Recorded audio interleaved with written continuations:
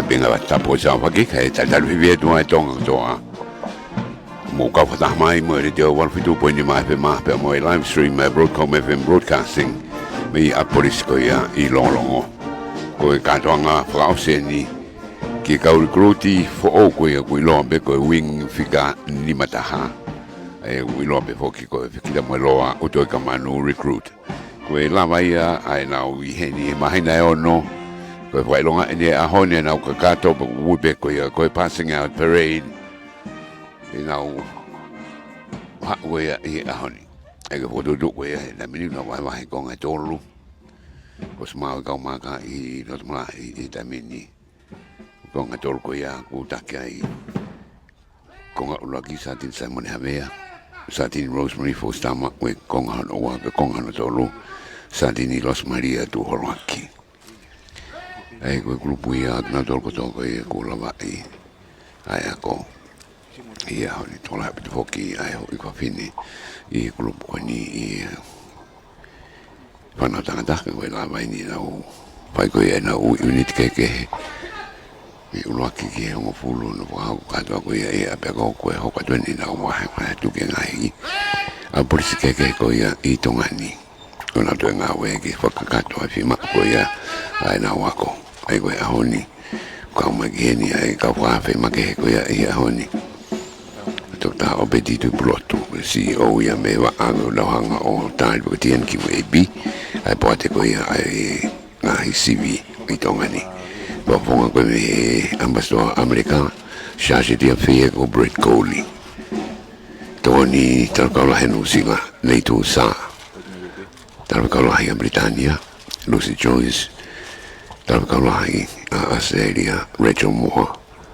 pe me voki ki ambassador ko ia Republika Kakaisana Tao Salin pa para langi ni komisioner polisi Shane McLennan ko ko Polokalama kuna I mala e voki ta mini e vai ai salute po kakato general salute e olungo me ki olungo to ka wa kuna heni ahoni to o na tata no tu kamata e vai ka ko ia ka polisi prisone me tama de afi me va a to koni vai ficar o semiskama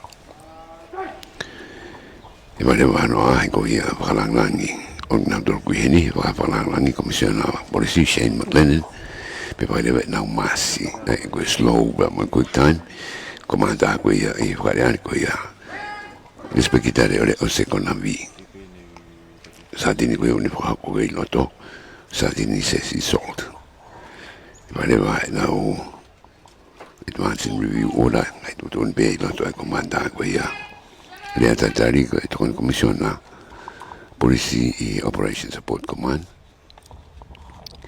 o la vai tutto poni o chairman porque ki ko ia Polokalama comanda ko ia ko me langa Paula ka malama ko ko superintendent pelikani aho e foki le na ngai to ko moni pe mangai para make po ko me komisioner polisi Shane McLennan o mo pe bua ka e ko le ko ia e fa fi fa la ngai komisioner polisi Shane McLennan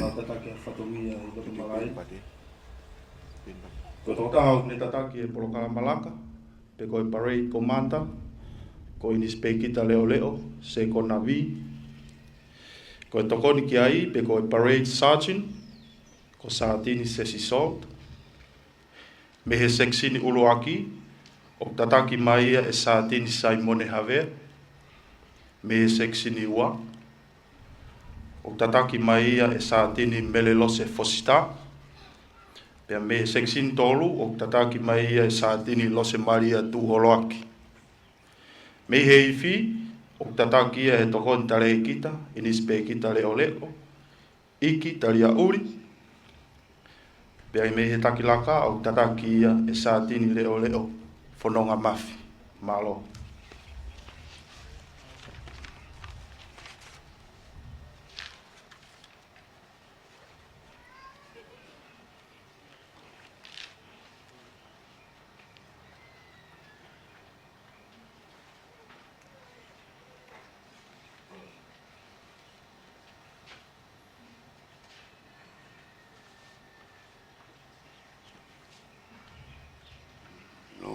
vai ere ai wapalanga ni vai salute pe la kale makitua a kina dol ko ni fa nau ku ko mai le ki tame an ko ia ai ka wifi ka polisi be an ka mai pe ia pe moi fa na ko ni o I wing ni mataha Fekitamoeloa Utoikamanu recruit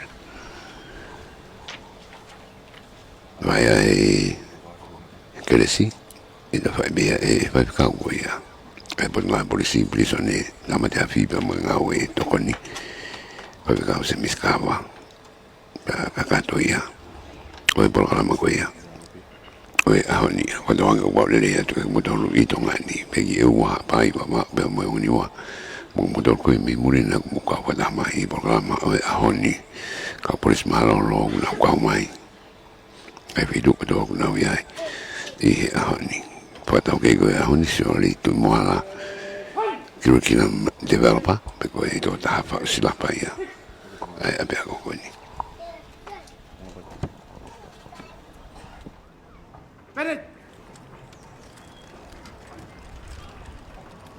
tu ina penalty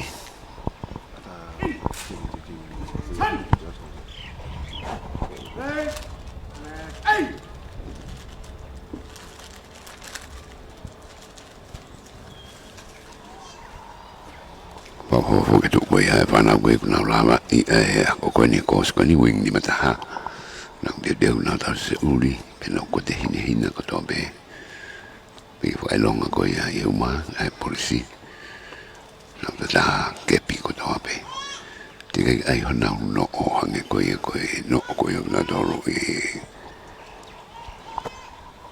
na to ko una taki ko ia ai laka ai ko na ule tai ka ko ke ka wai na to ko ni o na laka ko ia ahoni Kaya ko ni kita to lah yang ka polisi yang kita lah ko na to ko fit nai Taka kau dia kita to lah aki ai ka polisi lo Tonga yo lo tau ko ia mo to nga ai lao I Tonga ni lah ya barbare mo la ve pe mo ka fa do ko na tapu ai barbare ma ke ko ia pe bo ki kita era ke lah ko bitan ko umele le Tonga ngai barbare mo ko mo hala pulanga ano to nga kono tau he be amerino I tau ko to ko tau ko ai enau ko ia ni to min de fitu ke kamata ko ia Polokalama ai ko ko na to ta mai ko ni lo to ai ka ma ka me ready ta mini ko ma ko ai to ta mai ke pe na la me ga ni na charge dia fe ko fo mi podanga America embassy ko Brett Coley Pevo ki tokoni komisiona pe talo ka la Lucila leitu sa talo ka la Britannia Lucy Joyce talo ka la Australia Rachel Moore pe pevo ki ambasso ko ya o Republika ka China Tao Charlin ba ka fa ma ke fo ki ka ofisa malunga ta ma ke ko ya bot na no usen be ka fa ka me ka fonga ko ka pale I fa polisi me ka polisi fa no ko ya Australian Federal Police pe ka ma lunga ngai bot na ke pure ka fa ma polisi fa la lo tu pe ka ma lunga be bot na we ta ma ta fi mo ngai bot na we ke no heni ka polisi ma lo pe po ke ngai ma tu a my family ko ya ai fa na ko ni una kwa ya ahoni to yu ko to na ngo na yangi wa kwa tu ya isioli tu moala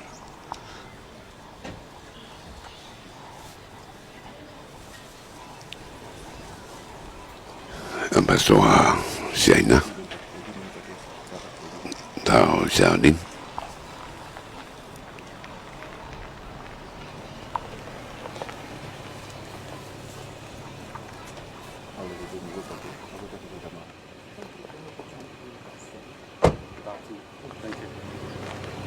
This way.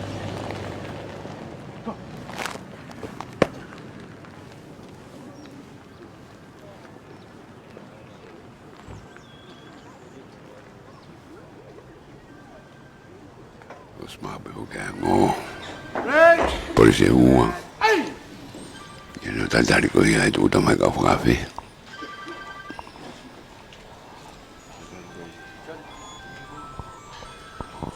De vai do imo ai. I me anga ka kafe. Dai le ngai belele. Kafe ko ko pono mai no sila. Latu sa.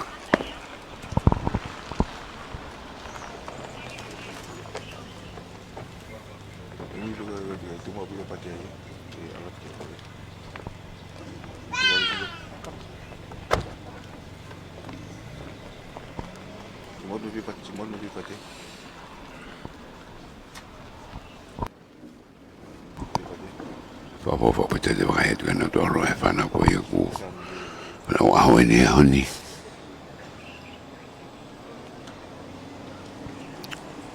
Tapi kalau ya Britania, Lucy Joyce.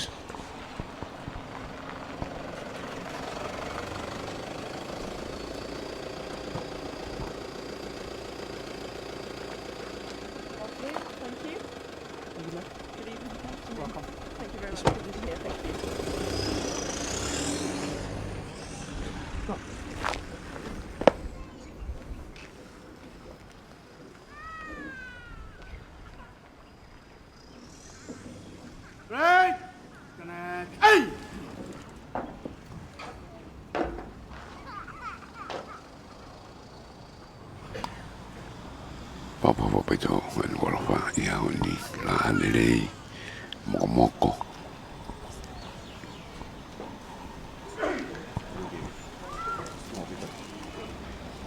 Pafe ku Hongkong Australia.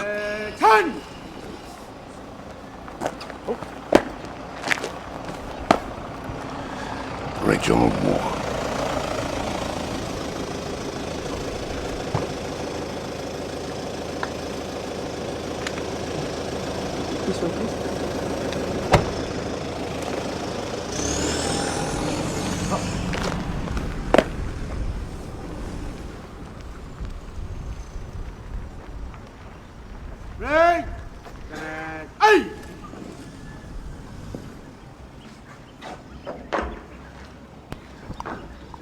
Kalau apa ku boleh lihat tu. Apa mau fola honi pihak polis ko i Longolongo.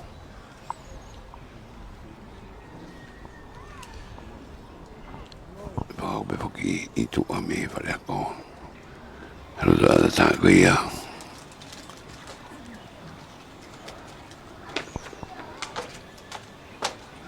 Ko be pada ko honorable akau ola.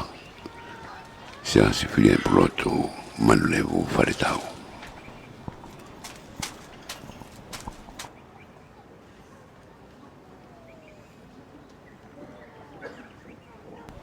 Ode da lelege kau pristutuku. Muka mai ko ia honi. Biga fedu ko ia mo me mai me ai.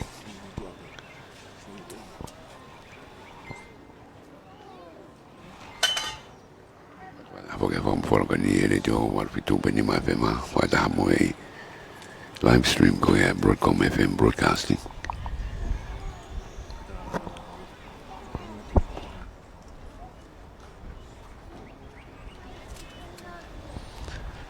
Ko tahu ai porque também ngai forma ngai Tonga ni ngai ko ia Polokalama.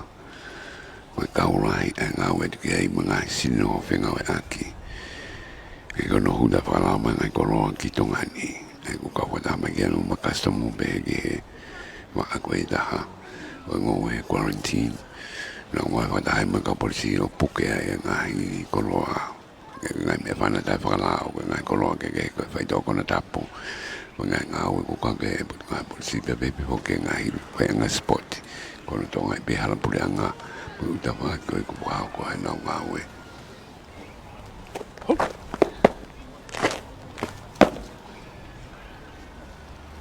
Wafe wala langi hono ko.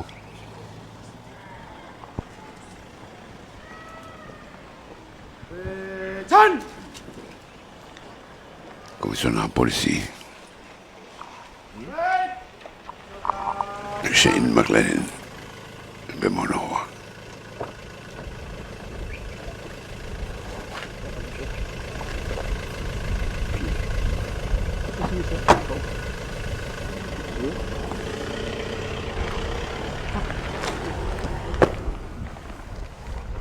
Break!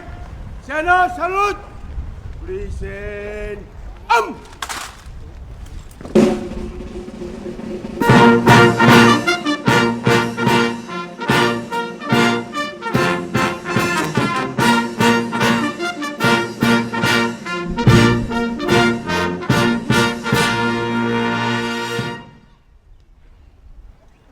Break!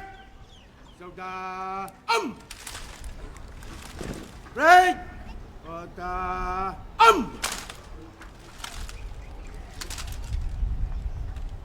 Break! We'll remove headgear. Remove headrest.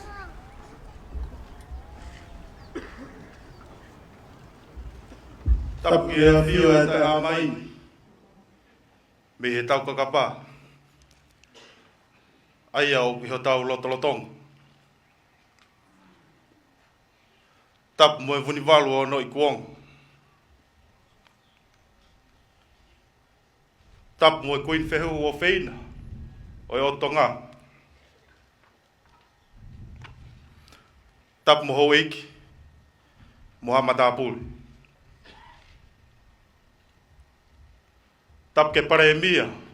O e o Tonga. Mo e ka minista. O e ka launi. Atu e whakatap make. Ke tangatai whawhalanglangi o e ahon. Tangatai Komisiona Polisi. Shane McLennan. Tap ki e kau whawhalanglang ko tō pe. O tau lo nuku. I e malaen. Tap mua sola pe vulang. Ai au tau whakataha. I ono whakailonga. Mohono maalari. O e aho mahu ingan.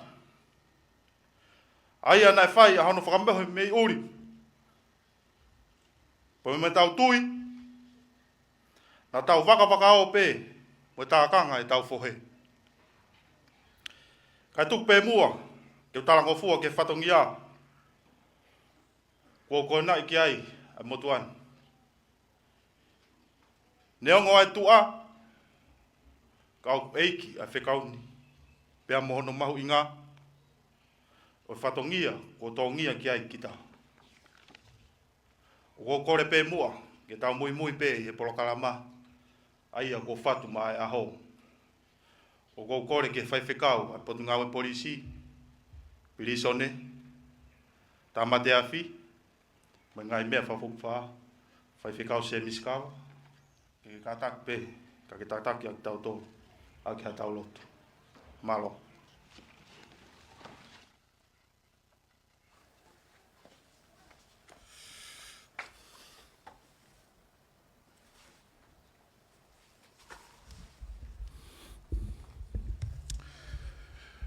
As we acknowledge the presence of God in the midst of us, the Father, the Son, and the Holy Spirit. Our scripture readings comes from 140 verses 4, says, "Keep me safe, Lord, from the hands of the wicked. Protect me from the violence who devise ways to trip my feet. Eiki, lehi iau pa mi he nima o angahala, mi he eiki whamalohi ke tauhi kita. Aia, ko nau whakaukau ke mioi e kulaka." Today we do not remember days, we remember moments. Don't cry because it's over, but smile because it has happened. The best and the most beautiful things in the world cannot be seen or even touched. They must be felt with the heart. If ever there is a tomorrow when we are not together, there is something you must always remember. A society without police officer would be chaos. Let us pray. I he top taboni o mau holokilalo, kai hike mau whilau whaftai Sihova. Malo whawe ofa, alo ofa e Fiona. Kei tu upe la fo Tonga. King Dubo wono. Kuina nas pau, moe whare o moe ofa. Prince Kalauni ba moe hoe ke whanua ka koe ahon. Wa tapo e mau whaftai koe kakato a whatongia. No teu e mau whanau ke whatongian. Whaftai ke laumari e Nista e pot ngā we. Commissioner, Tongan Commissioner mo ngau Polisi hono kotoa pe e mal o e whatahangani. Whalamari e kau whawhonga mei mori. Nau pōpō ke whatongia kato koeni, ko i ke whatongia e mau whanau. We pray for the Minister of Police, Police Commissioner, deputies and members of our police forces as they maintain law and order in our kingdom. Give them the courage to expose unrighteousness wherever it is found, to pursue justice for the common good, to deal with all without fear or favor, and act with wisdom, compassion in all their work. Protect them from danger in their duties, shield them with temptation, enable them to role models for all whom they serve. Heavenly Father, please give our police officers discernment so that they can know what is wrong, what is hard to tell. Give them a deep understanding of the situation and the people they are dealing with, that they may know truth from lie and be able to deal with everything with wisdom and integrity. In Jesus' name, amen.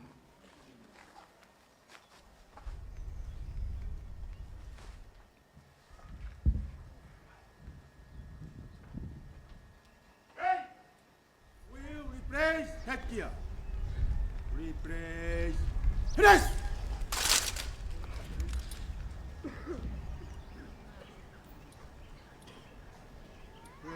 Son!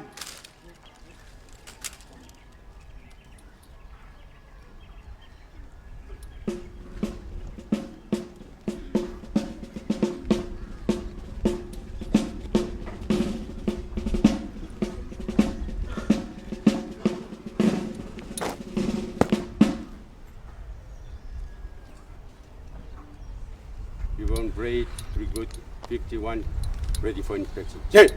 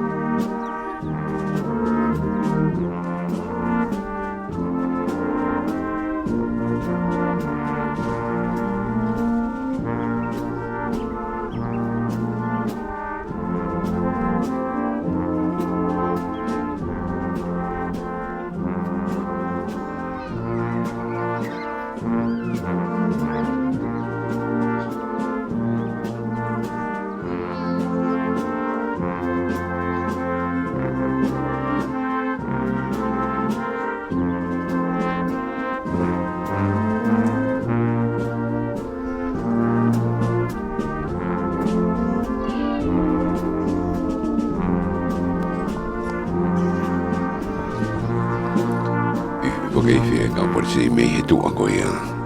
E kong kau e tolu koe ni. E kau polisi o. Takai haka e ahi o ki ai. Tōni ki ai. Ai taklaka koe ia o i fi. Santini Polongo Mafi.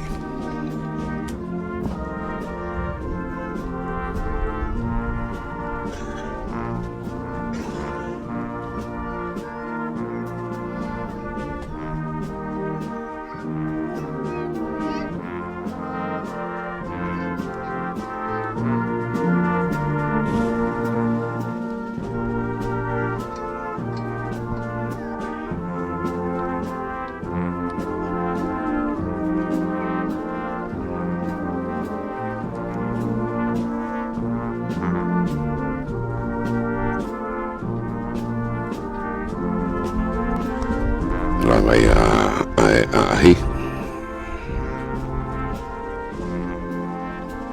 I foki ko ia whapalangangi ki ono tuanga whaere wailaka ko ia ngai konka ko ni tolu I te taki ai komanda inspekitare o sekonavi te woni ki ai Santini sesi salt Kona ua de nanga o tu watu anga I yangi.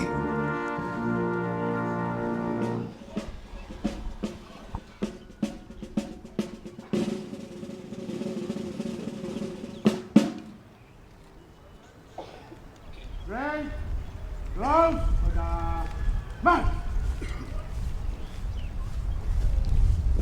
Ready, uniform, be ready. Ready. We must pass in slow and quick time. Move to the right, the column freeze. Reform, freeze. Right, right, right, hunt. Mafuri ni o tua o tolo ta mini ki te ko ia ke la ka la hanga patu ka la ki ta mini.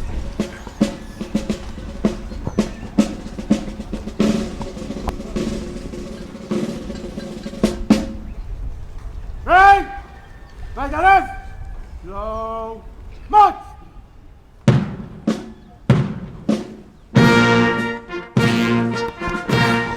Kamatake la mamari beko slow march.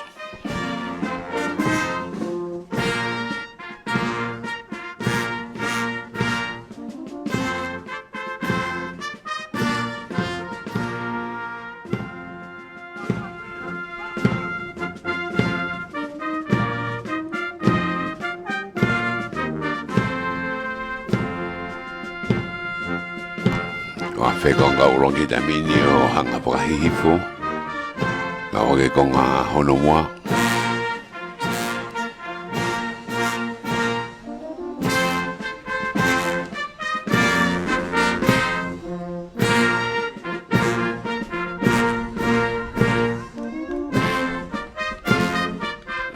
hanga pa hihifo ko tonga I ta mini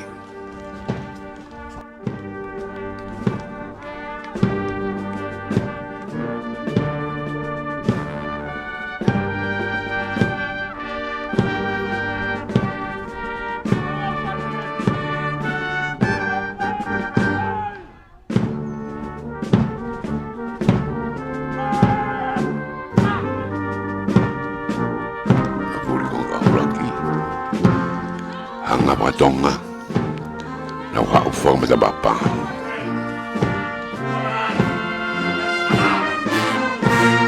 na o konga hono wa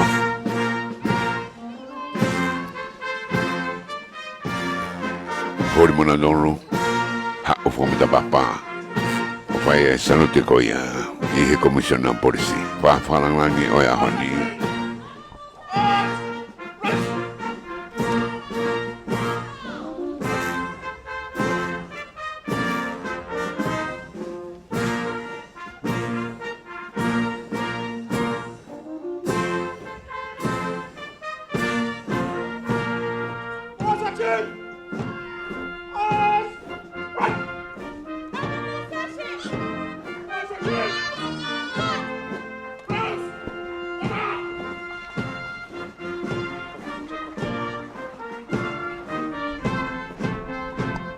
Santini Simon Javier.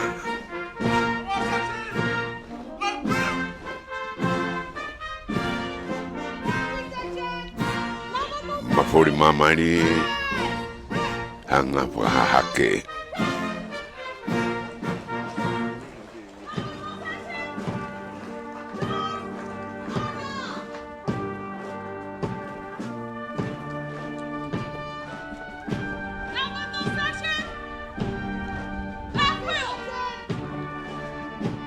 Satini Rosemary for Stama Ukonga Honua.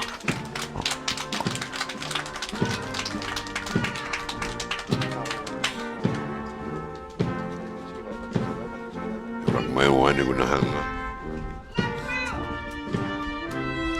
Satini Rosemary Tuhoroki Makrubu Honatolu.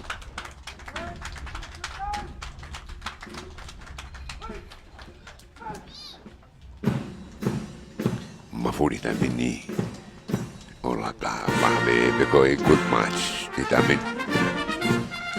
Enau hanga po mata papa ko toa whakahake.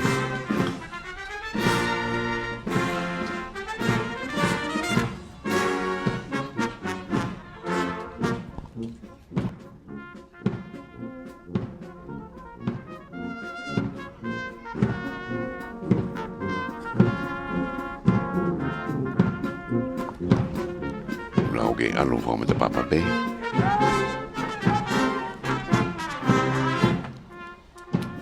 Vilonga be o hanga mai kilo to mala ita mini.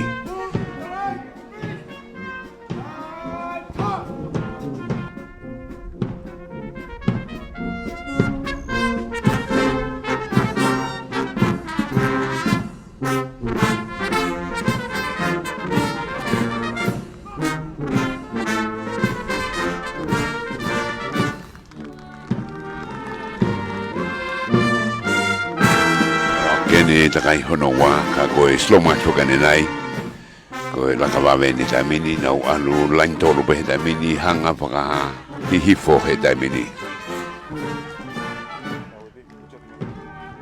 on mane ka komana ki tapak mo ya kilot malae grupo loki na mafuri te foki ha mo tapa ni paka Tonga.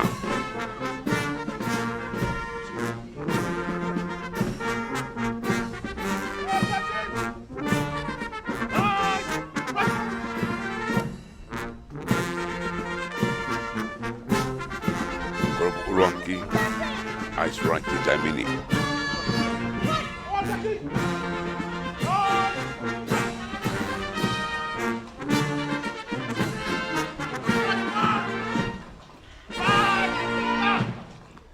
Saat ini saya melihat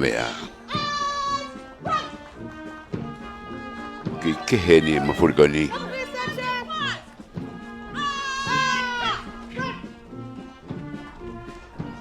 Benio arot ke kau kafe.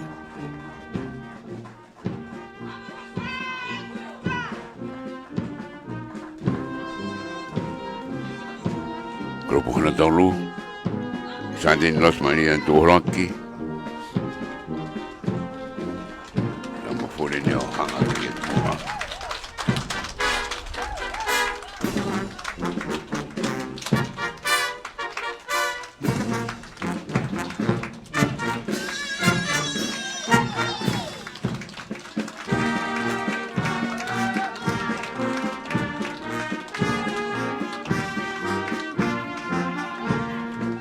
Katoanga edu ke kau kanto fana uto tolnima ina ulaki bani koe patu ulaki to tataha to tatolo fikawa to tataha afika tolu no de hanga pa hake ni tamini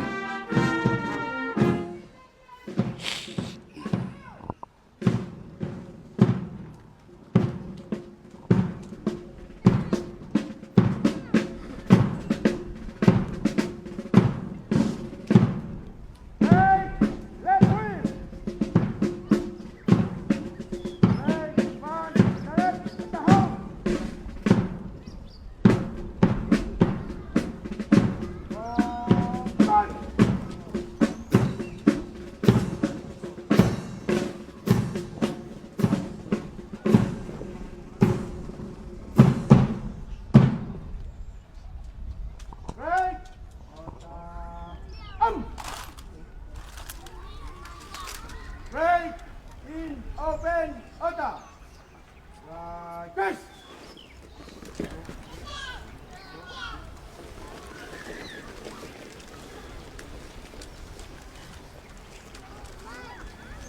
Red, brother, study. Red, split.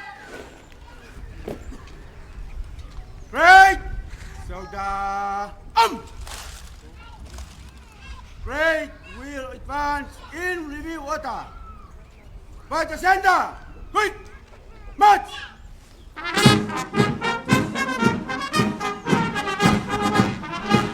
Laka whakamata papahanga tonu mai ki whawhananglangi kotoa. Ka mui fi me mui. Center salute. Present.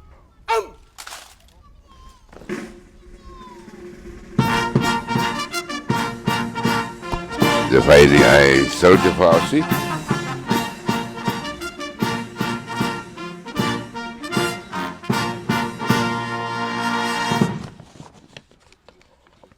Break. Order. Break. Stand at 8.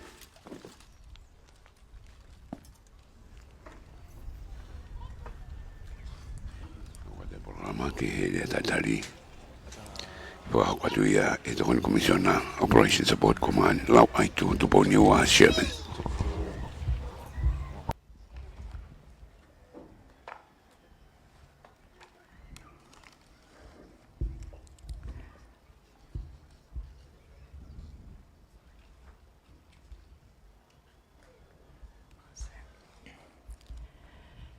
Tapu ki he awhio ai o tua i o tau lotonga. Tapu ki he kere i kini. Te whatapu atu ki hau eiki. Moha haa matapure. Whatapu ki he Komisiona Polisi. Mr. Shane McLennan. Koe whakawhi whakalangilangi o i aho, kai umā hono waifi. Mrs. Sharon McLennan. O kuiai a ek whakatapu, me whaapa mo oni. Ki e kau hai komisiona pe mo diplomatic members o ngai whanua muri. Whakatapu ki he kau taki, pe koe ulu o ngahi pot ngaue a pureanga. Whatapu atu ki he kau polisi, pe koe ofisa malolo me he pot ngaue.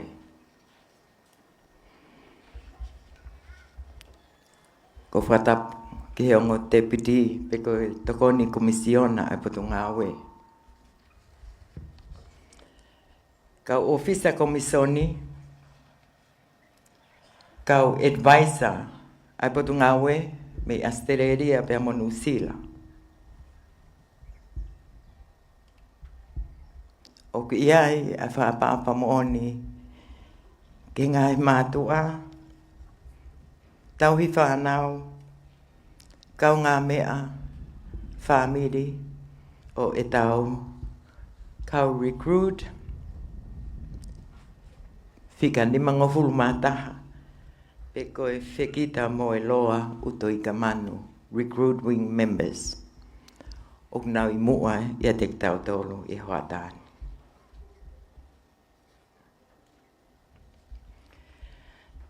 Te utapu ke sola moha bulangi o nau lo tuku e Apiakoni. Kau kore hangofua ke ngaue aki a lea whakapilitania. Ke whakamonu ia aki hoku koloa. Ko whakawhatongia aki ai whine motua koe ni. Ke whai hano tali lelei o ki motor. Pea whai mua moha ki i whakalawe. Ke ka wako. Ko nau whakakakato a hano whakamoni a enau wako lawa. Lelei pe alava mea ia pot ngau e polisi ai o mo o fai The expressions of respect has been extended in my mother tongue language. Because time are of essence and eminence, it's fair that I acknowledge that I'm honored to be of service in welcoming you all to Fekitamoeloa Utoikamanu, completion of residential phase graduation ceremony. This recruit wing number 51 that are today graduating went through a lot.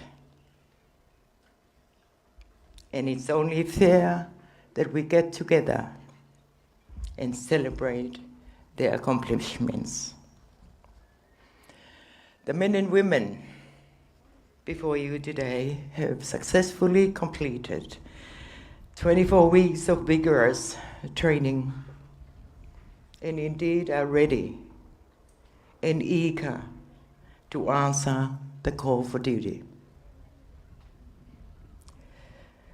We welcome them all to Tonga Police as probationary constables.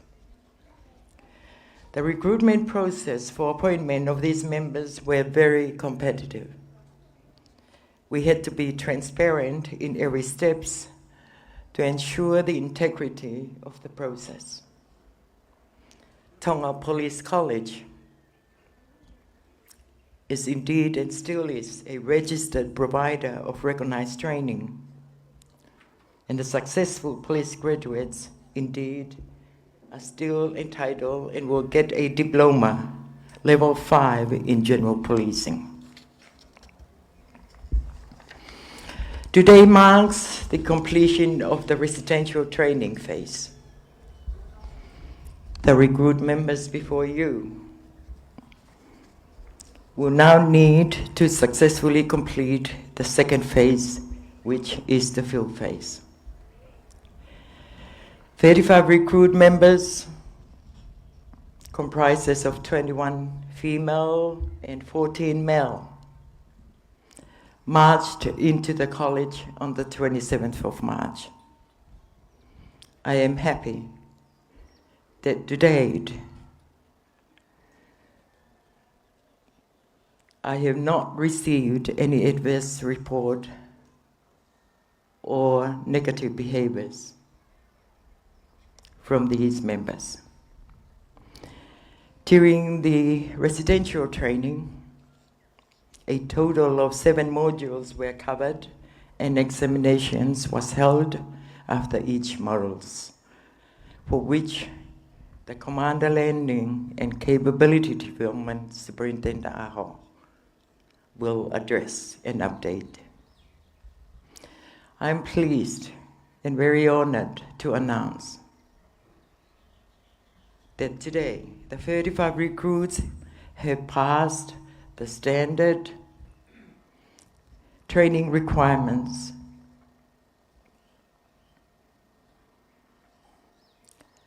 This is not the end of the journey. The beginning of phase 2 will now be on your hands. I am grateful to acknowledge the facilitation of the 7 staff of Tonga Police.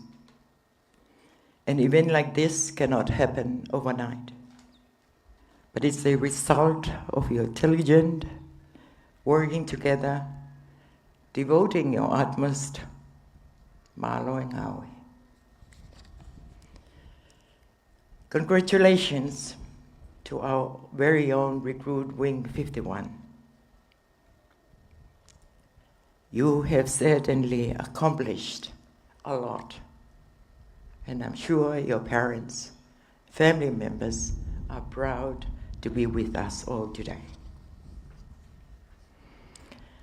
Sir, the guest of honor, McLennan, I welcome you to the Tonga Police College and the parade ground honoring the graduation of our very own recruit Wing 51. Dignitaries, retired officers, commissioned officers, heads of department, parents, family members, and friends. I can only wish all of us a successful program and seeks God's blessings upon all of us all. I he loto whaapapa mo'oni mo tua o whātu.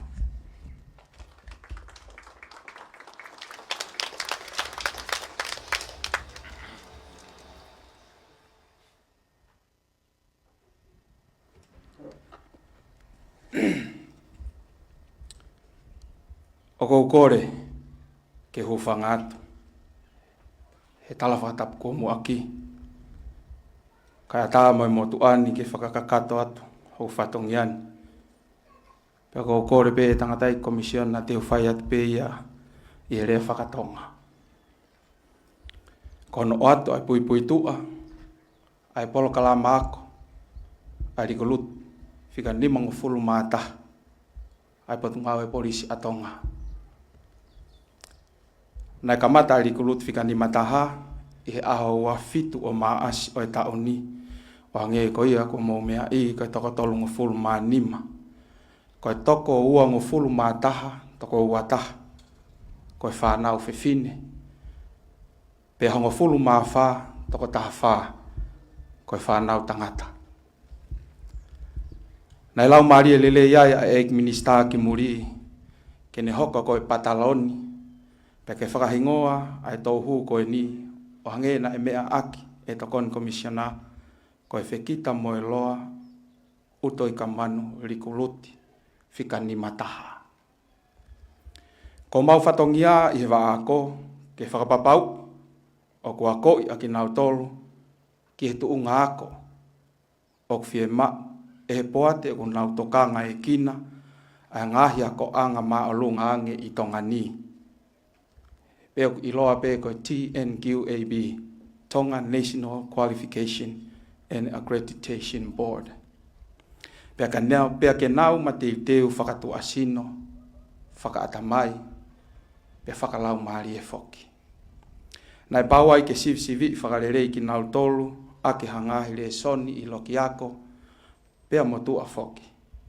Pea na e kawai, ai ngahi le soni e fitu, i loki ako koe ni. Koe ulu aki, koe whakawha e koe ki he ngau e whakapolisi. Koe ua, koe whaunga ngau e whakamau anga, moi mawhai whakapolisi. Tolu, whaunga koe ke toi maluangea e whakahok whatongia e polisi. Wha, koe whaunga ke toakanga e kina, e malu e nofo o e kolo. Nima, ngai whaunga whakatotolo. Koe ono, whaunga hano whakatotoloi, ai ngahi hia. Pea koe fitu, whaunga ngā ue whakatalatala aki. Pea hiri o atu ai, a le soni whikawalu, koe le soni whakalotu. I ngahi ako ki tu ana e ako iai mo ngahi le soni e fitu, o kawai a ngahi le soni koe ni. Koe whaunga koe ai te malu i kita, koe self-defense. Whaunga whakahaf mo ui, whaunga koe ke lawa iai ngahi whaingata a. Whaunga ki ono tauhi e tuunga mo ui lelei whakatua sino. Koe whaunga koe ai laka, o hange koe a kuna mo mea kia he ahoni. Kawa ki ai mo maile e nima, kai pehe foki ki he maile e hongo fulu. Na naulele kotoa ai. Na iai foki mo hangahi ako makehe, na e toi tānaki atu ki ai. Koe whakatau mua pe, ke nau toi ma te wange, ki whatongia o nau pore ki ai. O kawai ai ngahi ako koe ni. Koe fuafua tokoni, e whai e Ofisa Polisi, ke whakahoko ki hataha. Pe koe first aid. Koe whaunga, ke fia ai e whamiri, oua e vātamaki, pe koe iloa whapapalang pe koe FFOV, pe koe Family Free of Violence. Tolu koe whaunga koe hano whaka eke, ai kau whakamooni o ko tuu lawe angofua, o interviewing vulnerable witnesses. Wha, koe whaunga hono ngāwe aki a ngai nau malui ai polisi, pe ko hui whanau pe koe OST, pe koe Officer Safety Training. Pe hono ni maa koe whaunga hono ngāwe aki a ngai mea tau pe koe firearms. Koe Polokalama ako koe ni o whakakato ia i he tau e ua a hange koe ia nai lawe kia e tokon komisiona pe koe konga ulua ki en. I he taimi koe ia te nau whakakato ai tau e ua pe mahino ko nau lawa e whaaki atu rewa e nau ngai diploma. Koe konga koe ia hono ua koe mahina e taha walu pe te nau o atu ai ke ngai aptanga ke nau wako ngā ue ai. Koe Polokalama ako foki koe ni potu ngā e polisi Tonga ke mou mea i pe ko Australia e poate whakafonua a Tonga o ku nau whakangofua hangahi Apiako maalunga ange ke whakarere ako. Wange koe ko kulawe ane nai ko TNQAB. Ko Apiako polisi ko osile sisi taia pea ke whakangofua ke whakarere hono ngahi Polokalama ako. O kou fia foki ke toi hoko atu. Ke mou mea. Koe kau whaiako ko ene o ku mau whakahoko whatongia e he waa ako a potu ngā ue polisi. Nai osi teu i nau tolu i he whaunga whaka profesionale. Pe ko nau osi le sisita, pe tari e potu ngā ue ako ke nau hoko koe kau whaiako i he puri anga Tonga. Tangatai komisiona. Whakalangang. O ko fia ke whakahoko atu ke mea i he feitu'una. Ko he toko tolu ngofulu maanima na e kamata mai ake rikuluti i maasi. O e tau ni, o kunau kei kakato pe o kunau lava kotoa. Mou katake o pasipasi mai ki ai.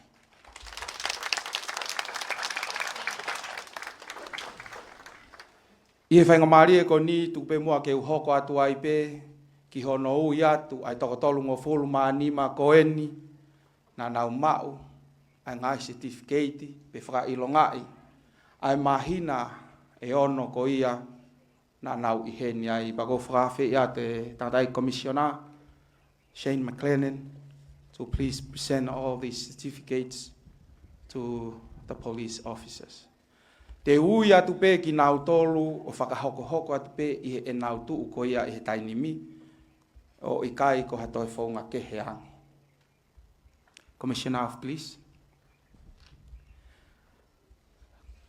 Koe ui at peho hingoa, pake whakamore, mea mai ki mua, lolo mo i tangatai commissioner, pea mau atu mo certificate.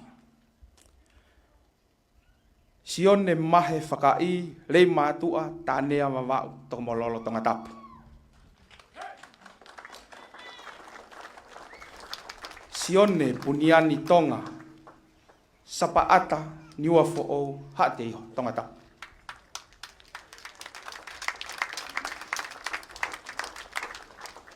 Ahasi moala la akulu, pētani mo kolo maire e ua.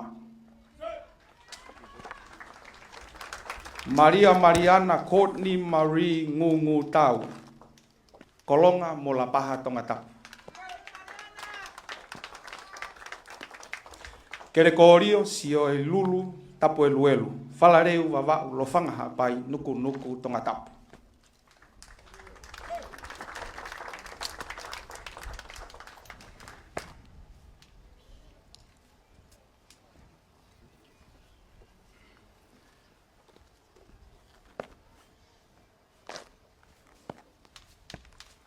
Reina Satere Fifita Tonga Hei Muri.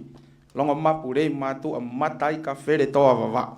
Ewa iki mata aho ewa kahaua nofo mau whanga. Alu koe ki he kololahi. Niu hei moana tangi mana. Whare hau niu a top tapu. Niu tō ua Tongatapu.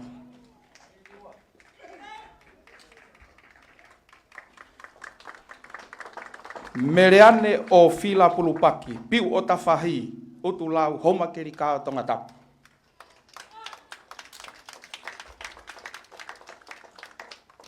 Siulolo vao vaiangina.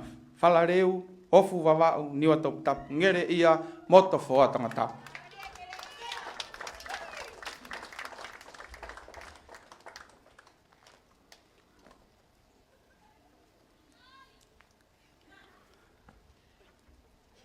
Vika lata heanga similai, tari hau horewa tuaneki walu vava.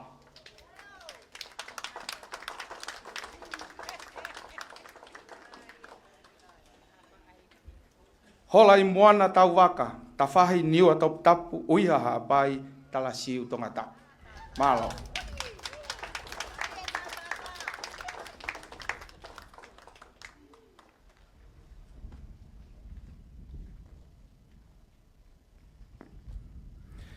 Resi eri whaha i walu, whanoi fua haapai, anga haa tufu vai ohonua e ua.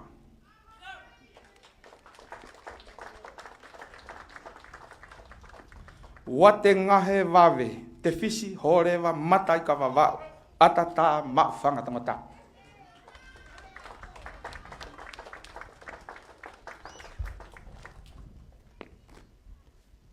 Sindi ofa he lotu hefa, whanga loto kolofo o Tongatapu, hihifo niwa Tongatapu. Malo niwa. Cecilia Santika Sarita Leao, vai ni mohoma Tongatapu.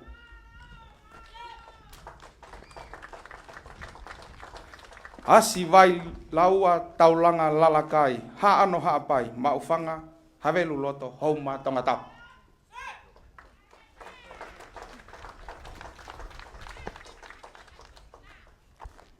Areso kakala fo o lui, fo motu mo havelu loto Tongatapu.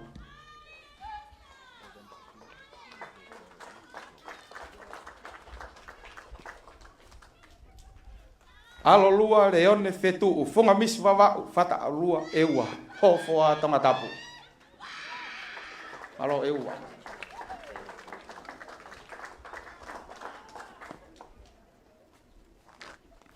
Toketa Prescott tufu vai eua olo ua vava kolomo tu a Tongatapu.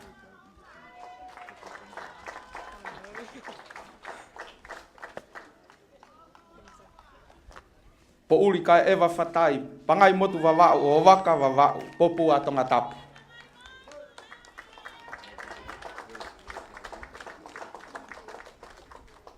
Mere tu pou similai, tuaneki vare, pangai motu, tari hau vavau.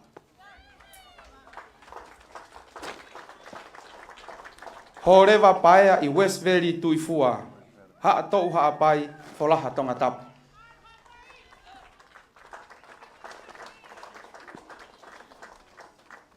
Salote Kirimana Namoe Michelle Junior ngini o folanga. Whahefa te kiu futu eua foaha pai tua tākilang Tongatapu. Lavinia Tokanga Pohiva. Whakakakai haapai ohonua eua matai ka Tongatapu. Pauline Saatini. Nomuka haapai tofoa Tongatapu.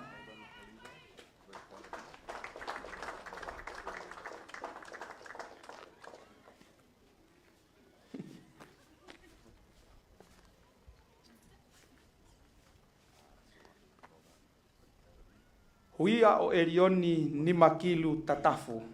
Taanea taunga mawau whahefa kolovai Tongatapu.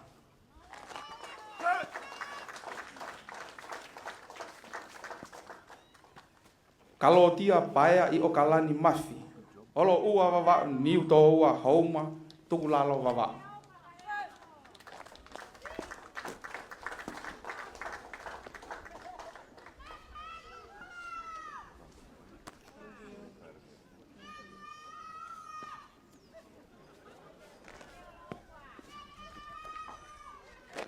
Aya niua. Grace Leonie tupou kolotolu ofa ki muri finau. Tungua haapai mata aho eua pea Tongatapu. Vikatoria toki tua nuku vava wangaha eua homa kiri kao Tongatapu.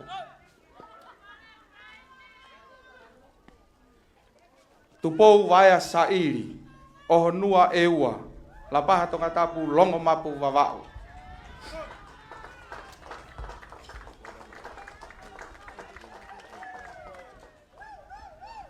Sio saya tau uluaki tala-tala ina sese tafea. Petani ewa nuku-nuku Tongatapu.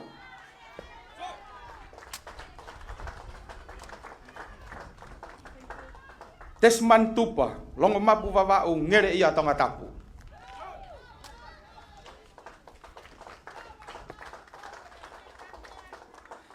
Etua te hasiata, utui kameri nei afu vava'u.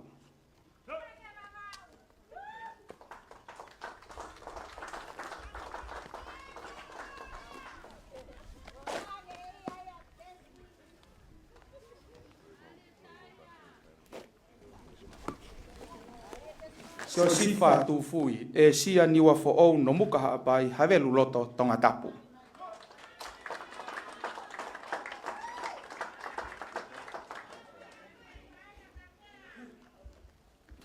Ko whakaosi e tokotolungo fulu maa nima koe ni, ko siasi mo keni tuki a me fotuhaa pangai hapai sopo o tau wha Tongatapu.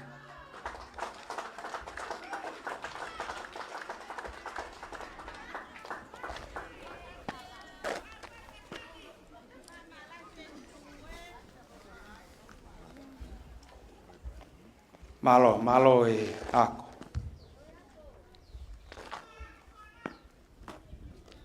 Malo e pou singahi mātua. I he whainga maari e koe ni, tuku ai pe mua ke uhoko atu ai pe ki hangahi pare make. A ki nau tolu na nau lava mea, i loki ako, kai pe he foki ki tua. Commissioner of Police, we will now proceed with the awards. Pea te uki whawhi ai pe tangatai Commissioner ka koe whawhalangangi kene whahoko atu a ngahi pare ko ia. Te ukamata atu pe me ngahi re soni ko ia i loki a ko. Koe Fika tolu, koe whakaiki ki koe a ngahi re soni na ko silava et pe kia ane nai. Koe Fika tolu pe koe second runner up. O fua kia ki tufu vai e ua, olo ua vava o kolomo tua Tongatapu kia toke tā Prescott.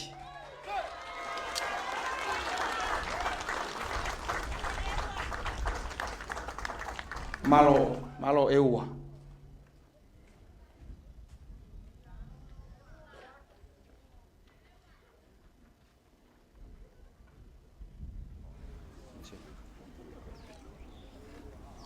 Koe Fika ua, pe koe first run up, o kuma uia ki tungua haapai, mata aho e ua. Ki a Grace, Leoni, Tupou, Kolotolu, ofa ki muri whinau, pe a Tongatapu.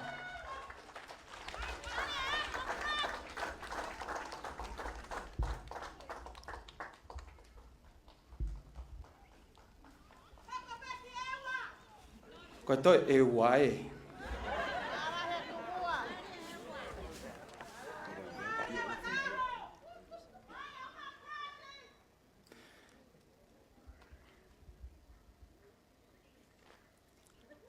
Pea koe toko taha, o ku tuu ki mua,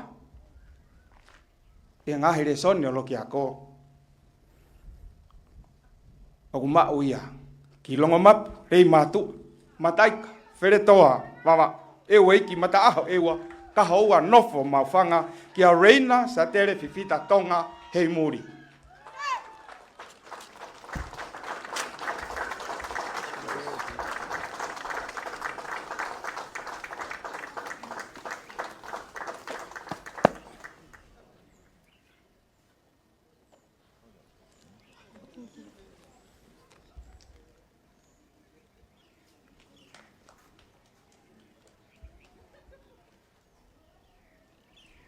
Ki pas mai, malo.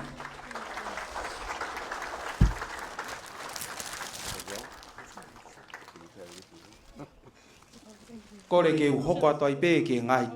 Kia ki nau tolu, nau tuu ki mua. I ngahi re soni koia i tu a, au hange koia nau kulawet ke ane nai. Koe Fika tolu, pe koe second runner up. O ku mau ia, ki ohonua e ua, la paha Tongatapu, longo mapu vavao, ki a Tupou vai a Sairi.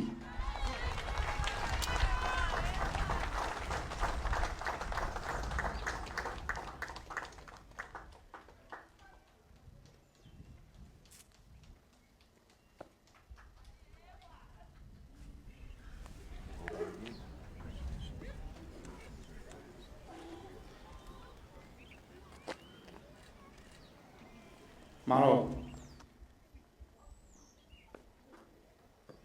Koe fika ua pe koe first runner up. O kuma uia ki tufu vai e ua. Olo ua wawa kolomotua Tongatapu ki a Tongatapu Prescott.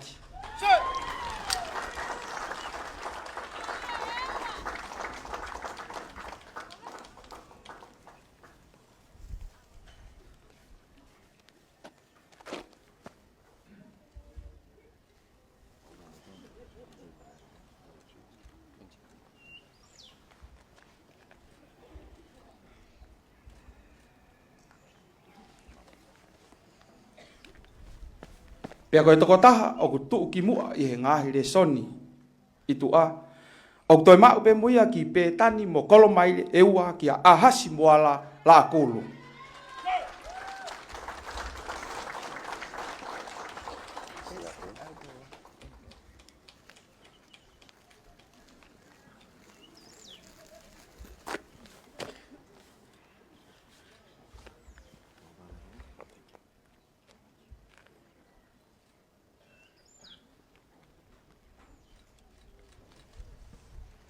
Toi ai haki pas malo eua ko eua ai hono tolu tu be mua ke whakahoko ate ngahi pare ko ni ne osfoa ki pe ia he aho ko ia. Commissioner, I'm just going to announce these awards that has been rewarded and given to those during their practical exercise, but for information ko kinau tolu ni na tu ki mua i he whanapolo lolotonga ko ia enau wako. Pea koe Fekitamoeloa na e mau ia he polisi fefine me i pētani e ua nuku Tongatapu. Hange kau lawe na eswake ngahi pare ko ni kia so saya tau uluaki talatala i na sese tafea. Pea koe ua na e mau pe moia e taahine me i taanea taunga wawau whahefa kolovai Tongatapu. Whamore koe tamasi ieni, ko huia o erioni ni makilu tatafu. Pea koe toko taha na ne mau, koe toko taha whiwhine eni. Ko maha ngai, ai toko taha ko Pauline Saatini, pea mo Grace Leoni tupou kolotolu ofa ki muri whinau. Kata ki o paspasi mai. Koe ngahi pare koe ni na e whakia e tare kita koe e talatalaki e se misi lutui. Whamalo atu se misi is here with us who voluntarily give these awards. Malo. Te tau hoko atu ki he pare hono hoko, koe pare koe ni e whakia ki he toko taha, na kulawe atu ki ai ane nai he taha e ngahi ako na e ui pe koe FFOV, pe koe Family Free of Violence, family fia au ai wātamaki.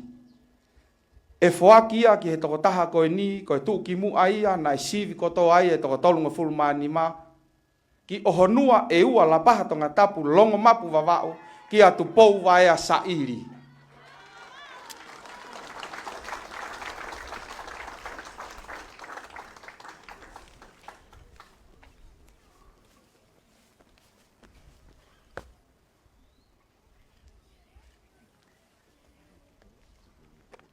Malo e ua.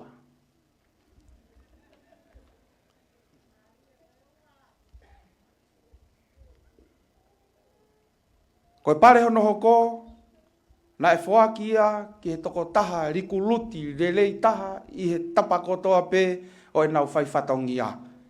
Pea na e sivi ieni he kau whai ako, pea koe toko taha ni unau o mai koe toko taha i he ulunganga, i he taki, i he mea kotoa pe o mo ui iloki ako pea i tu afoki. O whoakia ki tufu vai e ua, olo ua wawau, kolomotua Tongatapu ki a Tongatapu Prescott.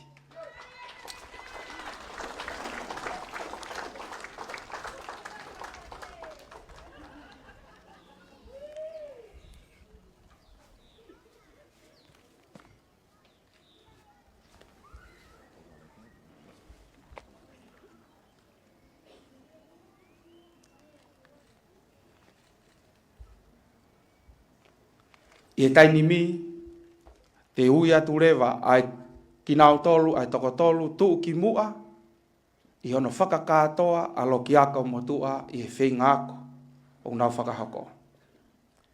Ko Fika tolu, Commissioner, I would now like to call out the awards for the overall indoor and outdoor subjects.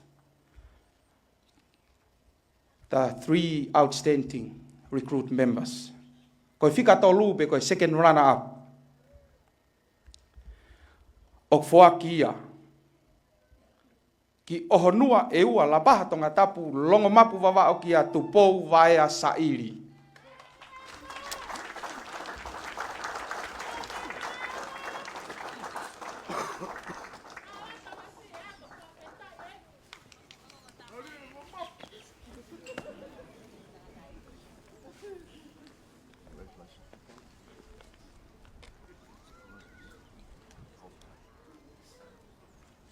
Pas mai, malo.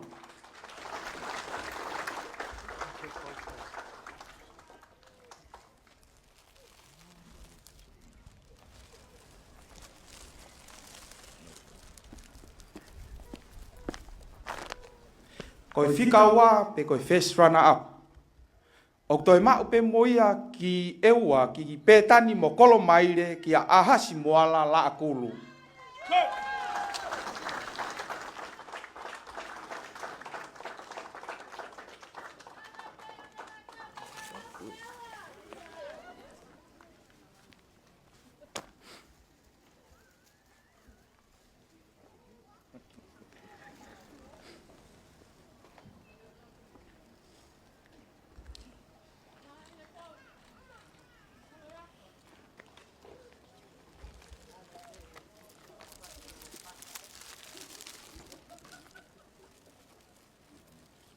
Malo, pas mai. Pea koe tuu ki mua i he tou rikuluti ni manga fulu mātaha ki he wanoa ua tolu o fuaki ia. Kai ki hene tau na whaki ki rolo i mai. Ki tufu vai e ua, olo ua wawau kolomotua Tongatapu ki a toke tā Prescotti.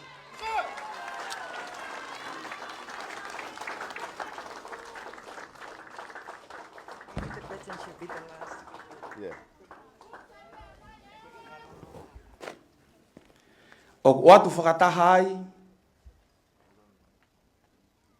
i ngahi mea ofa koe ni pea moe pōwai o kui pe ia he Potungawe Polisi koe Pattern of Honour ki he tokotaha o kune mau ai tau huu ko ia mō kataki o pas mai kau e ua ke reo lahi.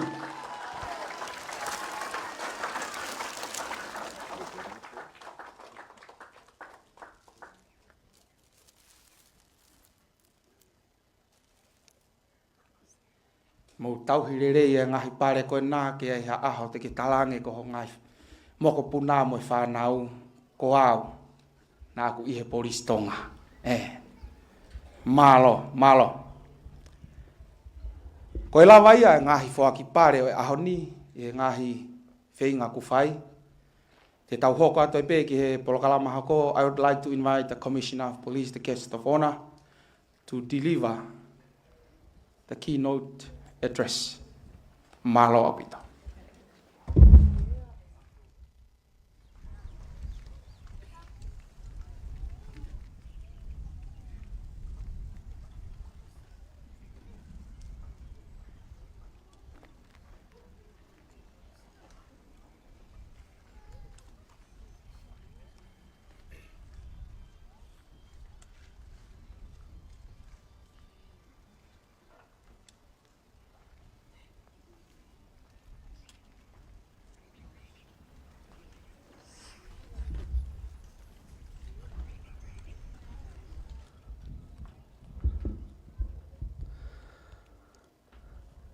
Malo e tau toe mau kio hoatani. Good afternoon, everyone. I'm honoured to welcome you all to the graduation of Recruit Wing 51. Firstly, please let me make some acknowledgements. Although not present, of course, I acknowledge and pay my respects to His Majesty King Tupou VI and members of the royal family. I acknowledge that the Prime Minister of the Kingdom of Tonga, the Honourable Huakawe Maliku, is unable to be with us today as he is currently in the United States of America representing the Kingdom at United Nations forums.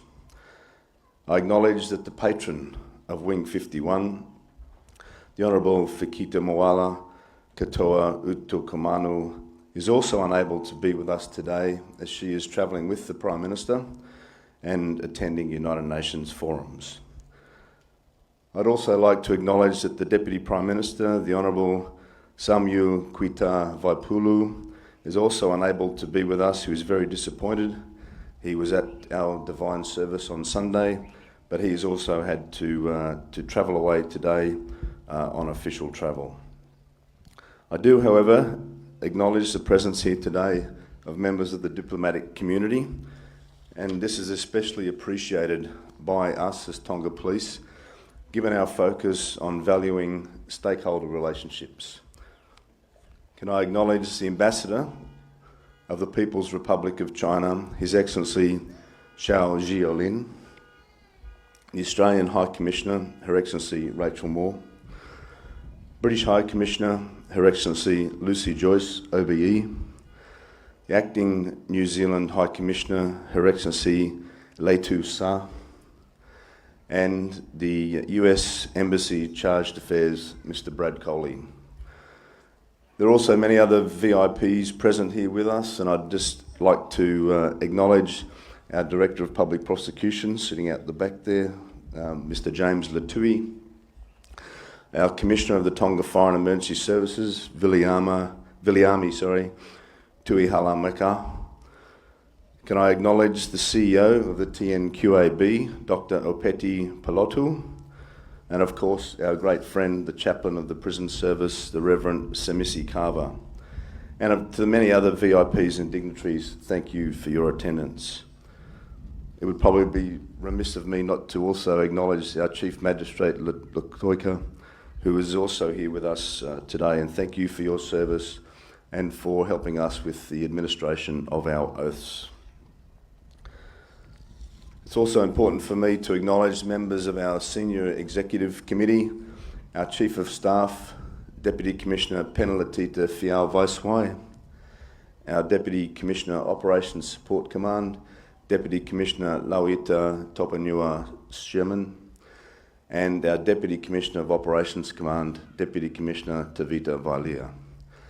Also to members of our Tonga Police Senior Leadership Team, my thanks for all of your support during the last 6 months to the programs that we've delivered here at the Tonga Police College.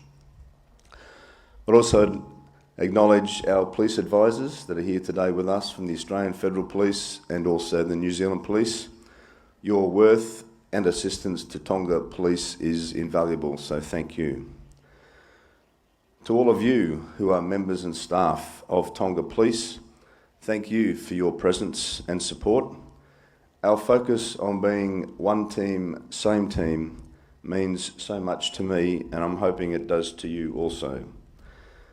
To the retired members of Tonga Police who are with us here today, I thank you for your past service and also for being with us today.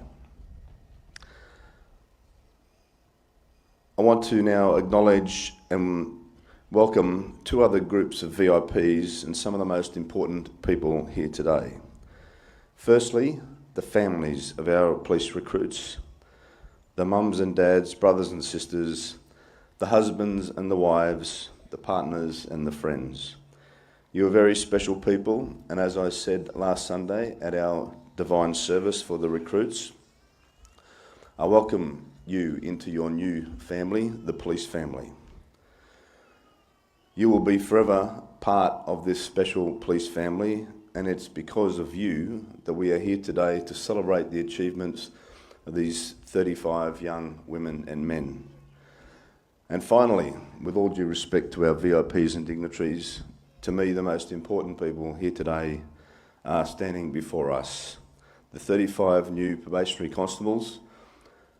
Welcome again to the police family, and I hope and pray that you will be safe as you go about your duties to protect lives and property, to keep the peace, and to serve your communities in any way that you are called upon to do.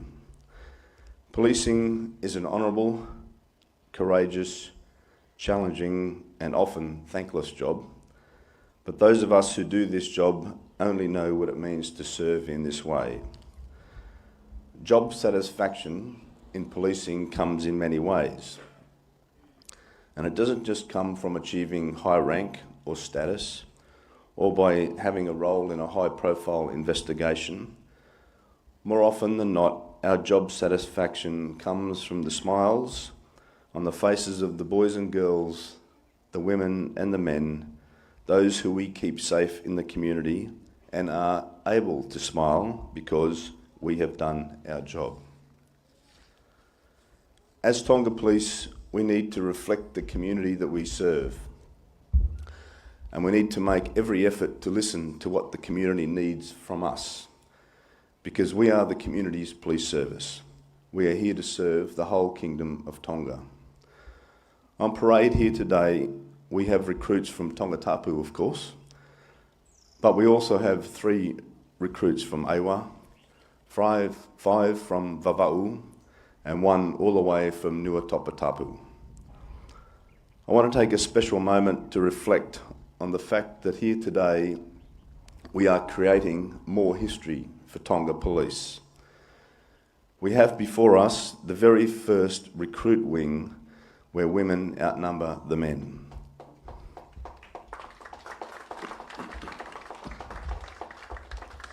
In these ranks, we have 21 young women who make up 60% of the wing.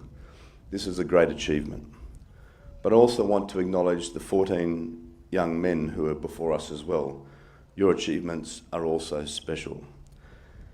It is also very rare that we start with 35 recruits at the beginning of training, as we did back in March of this year, and we end up with all 35 graduating as probationary constables at the end of the 6-month residential phase. That in itself is a major achievement, and to all 35 of you who were here at the beginning and are here now, my special thanks to you, and it is testament to great teamwork and camaraderie. Can you please show your appreciation?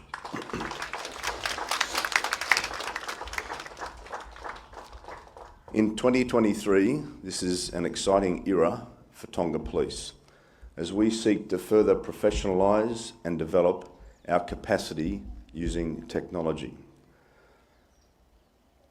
Transnational organised crime and cybercrime in all its facets raise huge challenges for Tonga Police and for all police services in the Pacific and around the world. Whilst we have many issues and problems to fix with what resources we currently have, we cannot afford to sit and wait for the future to arrive. We need to be thinking and planning ahead so that we stay competitive in the fight against crime. We are accessing training technology to keep our police officers all across the kingdom up to date with skills and knowledge. We are introducing new technology to manage all of our information so that we manage criminal complaints better and the public gets a better service from Tonga Police. The list goes on, but the most important asset that we need to manage are our people. And in that regard, we are introducing policies and activities to look after the well-being and health of our people. We need to look after ourselves so that we can look after our communities. Before I finish up, a special thanks to the staff of the Tonga Police College for all the work you have done to transform these young women and men into proud and impressive probationary constables. Well done, and can you please show your appreciation?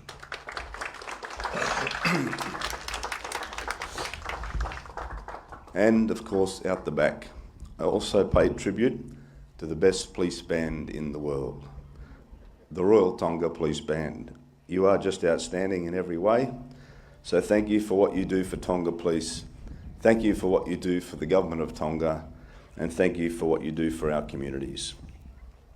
Ladies and gentlemen, I thank you all for your presence here today to witness the marching out of 35 young police recruits, young women and men of Tonga who have had the courage and the fortitude to step forward and take on the challenge of being a police officer.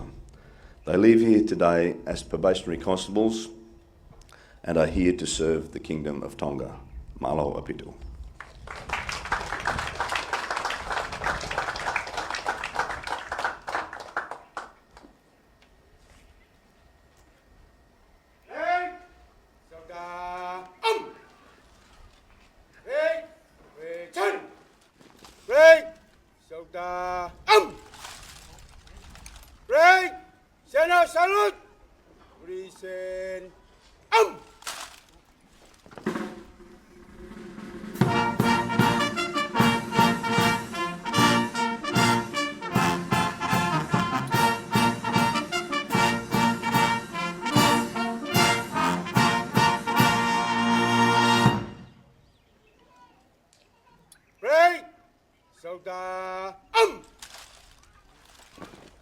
Break, close order, march. Break, will form dribbling. Form dribbling. Break, we march off in quick time. Move to the right, column of fruit.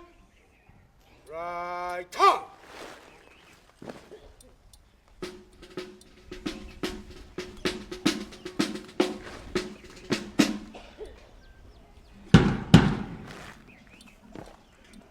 Right, by the left, quick, march.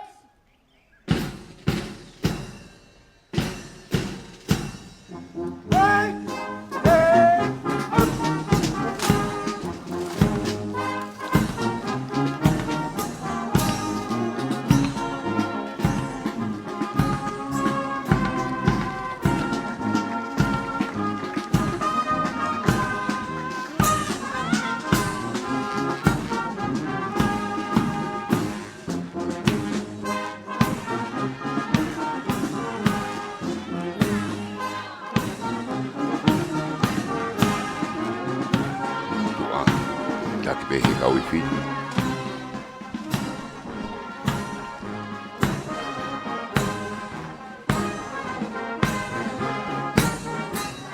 Tare ure fai fi, furong mafi, take laka, take mai na dolko ya e parade na hako ya.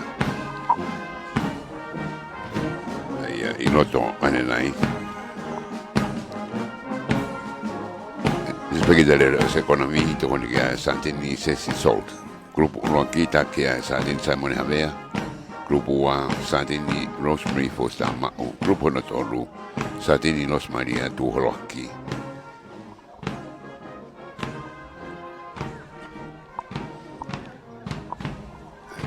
Laka koe e hau tu rewa Polokalama. O ia ia whamei te mihe kawifi ai ngau e polisi. Pe moe tau olunga, koe whahoko, he me mipa ka wako polisi hono ni mga fulu mātaha. Pe he taim tatau, e lawa atu e whanau, moe ki whakamokomoko, ke whakaholoa ki ho mou mea. I kai ke tapu i e whakapare. Malo.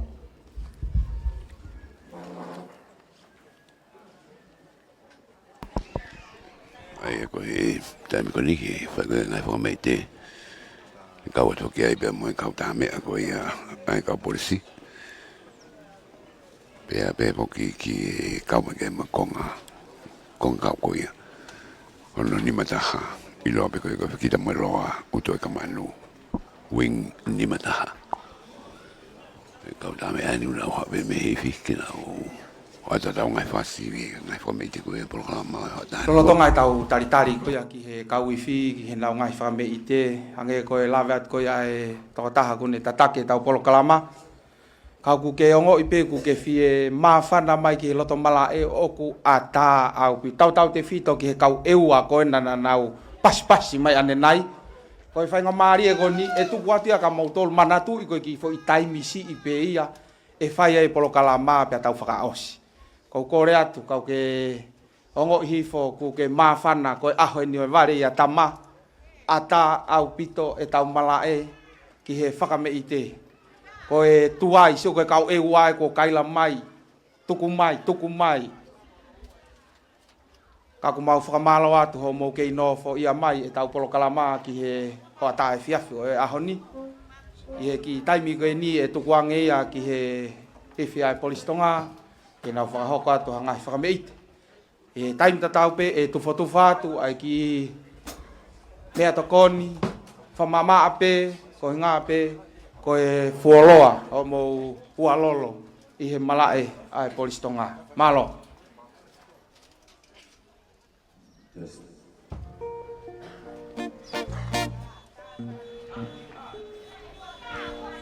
Kau tam ene kau polisi. Saxophone kita, bass kita, nafa, keyboard. Bang! Hit me! Hit me 2 times! Make it 5 times! And I feel good. I knew that I would now. And I feel good. I knew that I would now. And so good, so good. I got you. And I feel nice. Like sugar and spice. And I feel nice. Like sugar and spice. And so nice, so nice. I got you.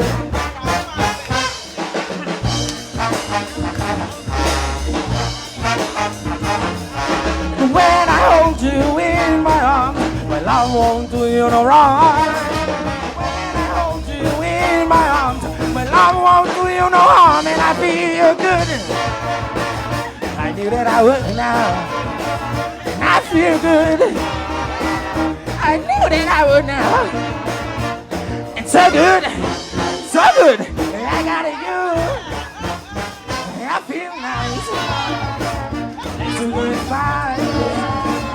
I feel nice. The sugar is fine. It's so nice. It's so nice. I got you.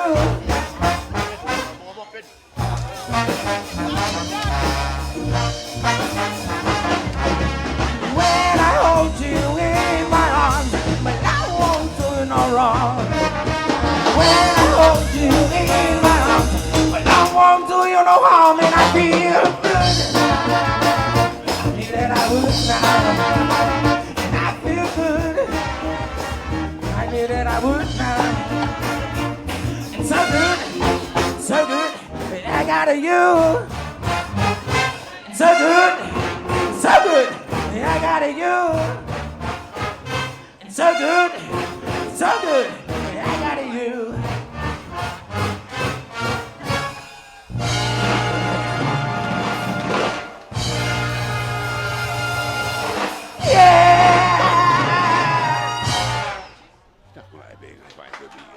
Malo, whamalo ki he iwi. E whamei te ko whai. Kei toi lahi pe. Toi ai mai he toi kore mai pe whini mātua. Kei tua i e naia. Toi ai maha ki mi a koku vai wawe. Malo.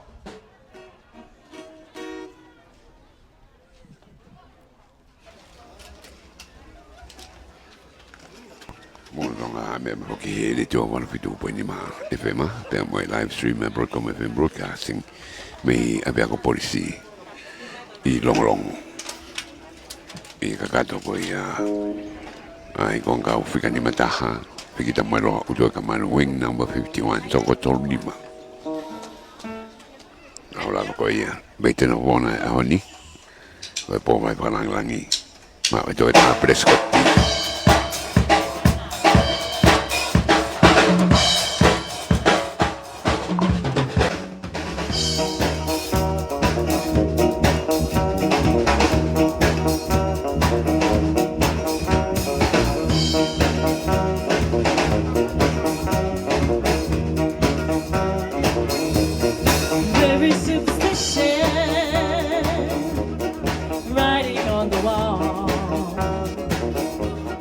Very superstitious, let us not fall. 13 miles away, baby, broke a little line. 7 is the bad line, the good things in the past. When you believe in yourself that you don't understand, then you suffer. Superstition ain't the way.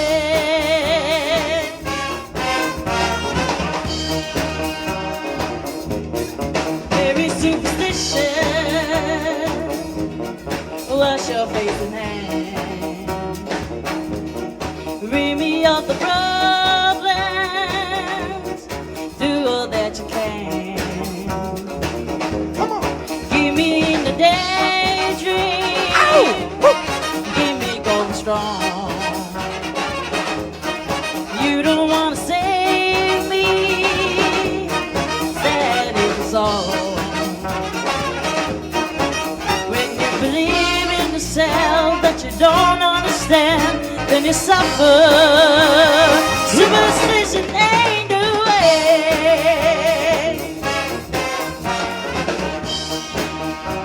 Come on, shake it.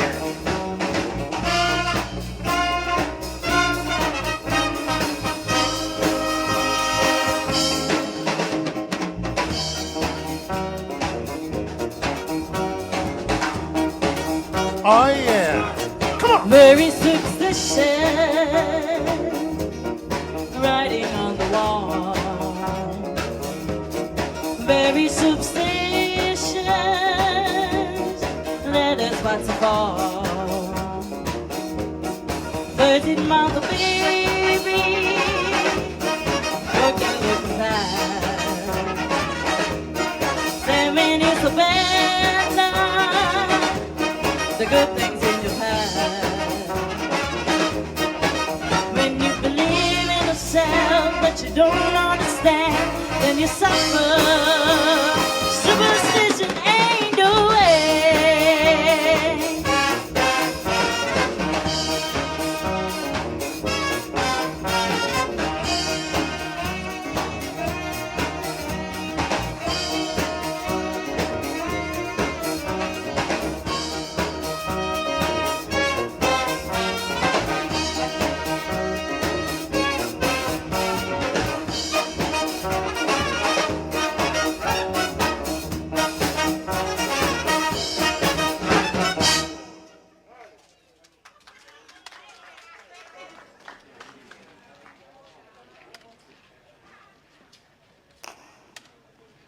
Alo.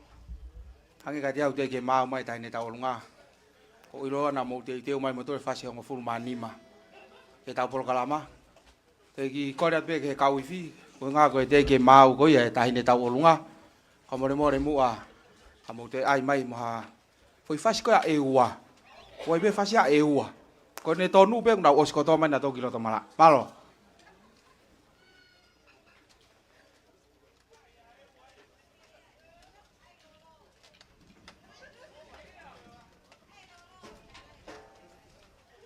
Hangi ka te au nau e tonu na tol he silo.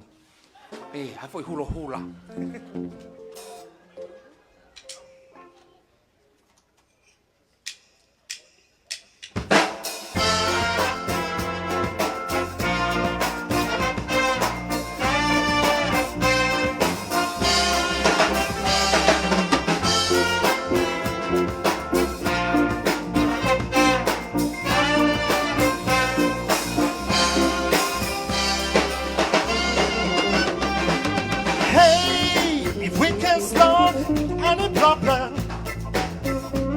Then why do we lose so many days? Oh, so you come again when the leading man appears. Oh, yeah. Always the same thing. Can't you see we got everything going on and on and on? Every time you go away, you take a piece of me. Every time you go away, you take a piece of me.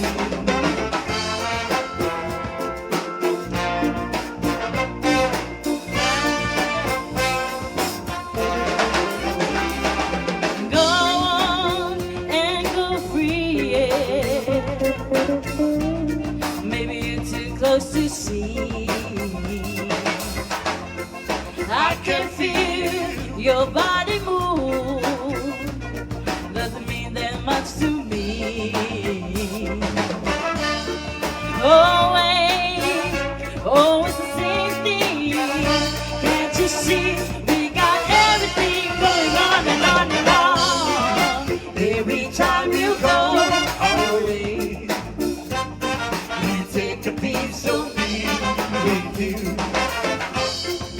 Every time you go away, you take a piece of me with you.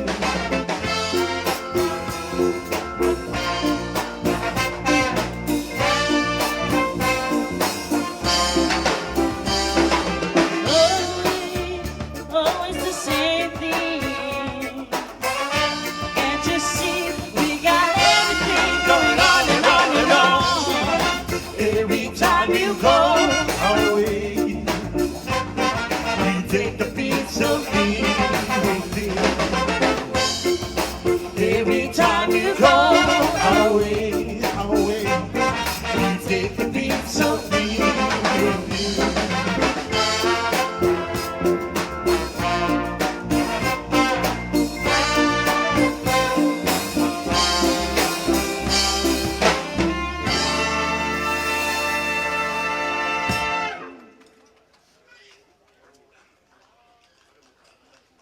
Every time you go away, ono atu e kau tame go e Fekau Polisi Tonga.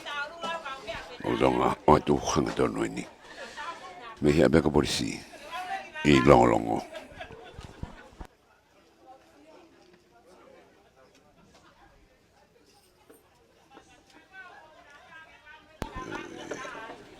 Te me ko e tari ke mawa ida ne taulunga pa ko na foi taulunga.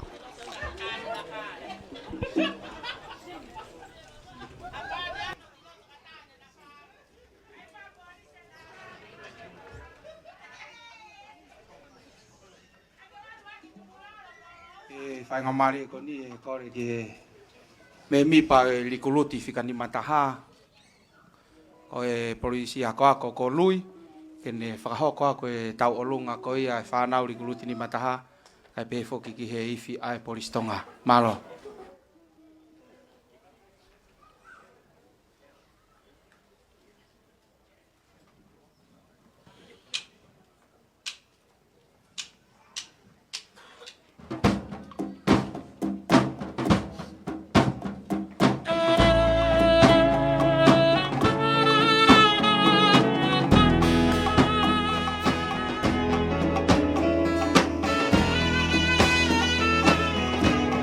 Kata ki pas mesima e tahi ne tau olunga ko ia ahoni malo.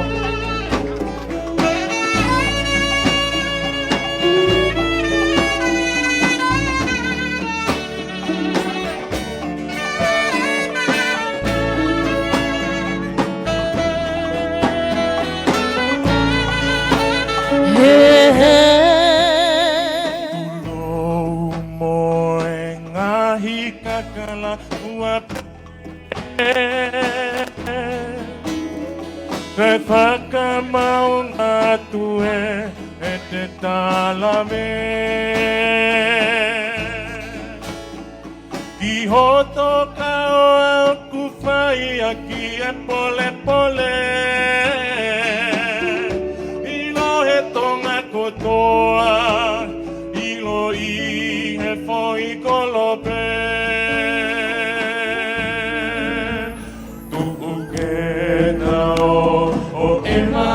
Malu e fiaki O toli matala he kaka Na fika ulu aki Alaha manongi pe atalano ahua aki Hoto he ilala Faka otusia Te uke talaki Kua kapa puna ai I kale hau e ata Tangi e fo I malau o e ta aki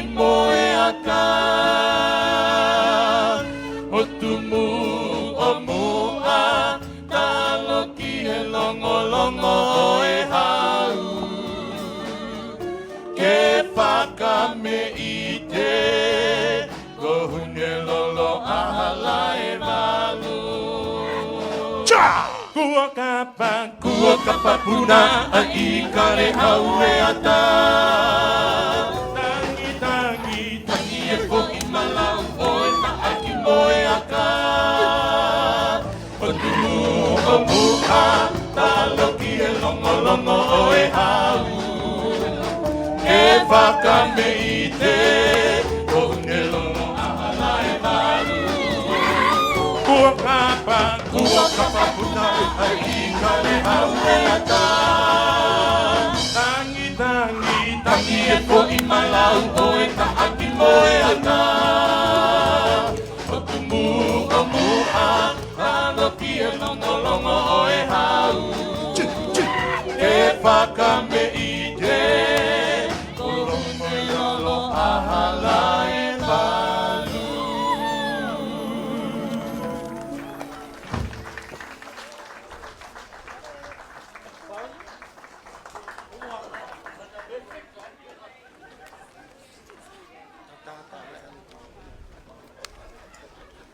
Malo e ua e taolunga. Whamalo atu ki he taine taolunga. Korat ke i whike ai maha ki whase taha lolotonga e teu e ki taolunga whakaosi. Ki he koe ko whakaosi e tau Polokalama he ahoni. Kone lava peho mo ki whase taha ko ia. Ke tau hoko atu rewa ki he tau ki Polokalama whakaosi.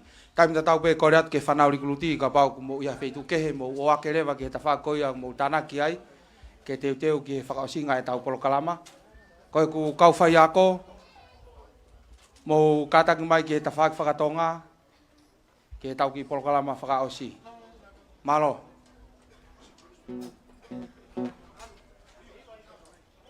Koe tahine ni ako mau mai, malo. Ko sma tahine talonga e loto.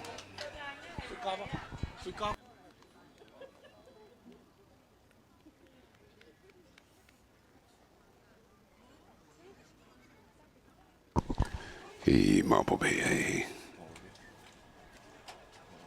Kau whawe. Ai mātua kaunga mea.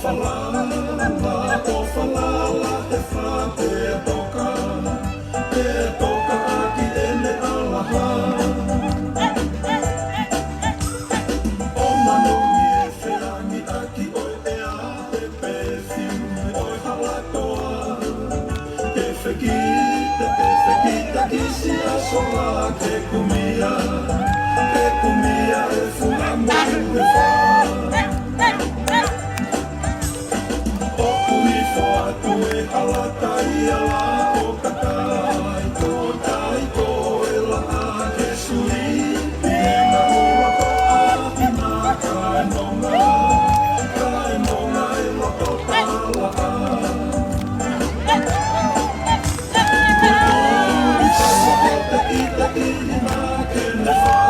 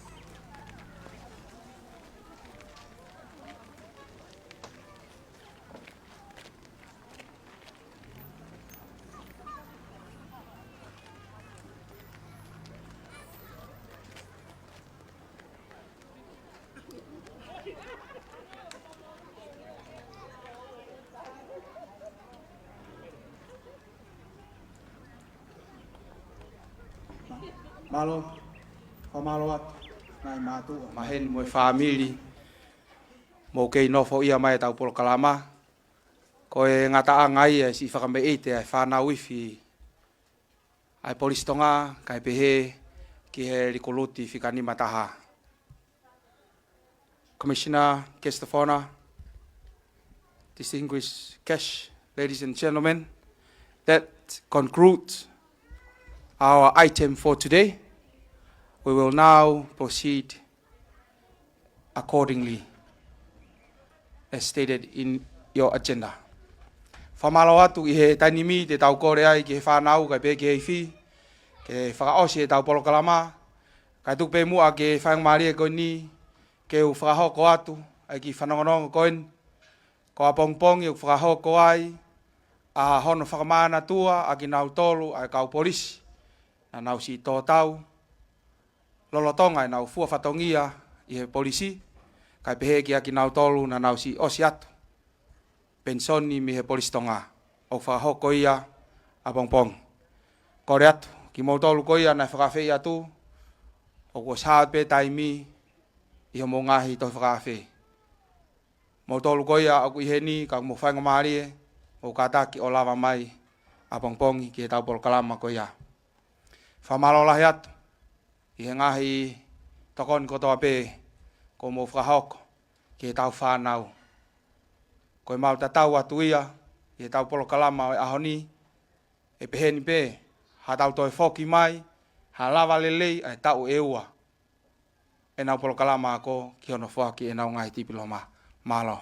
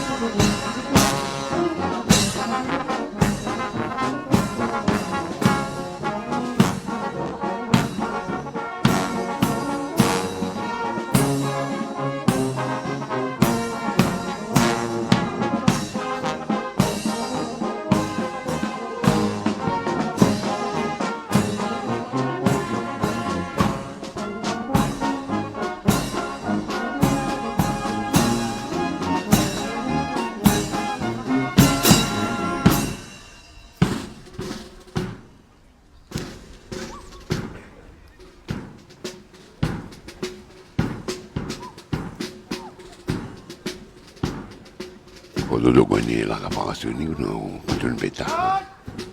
Ai tō tō. God will advance. God,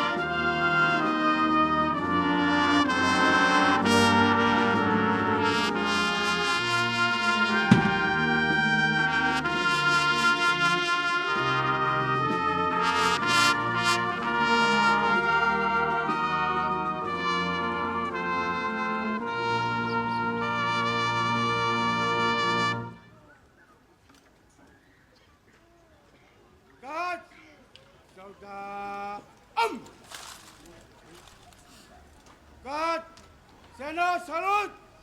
Present.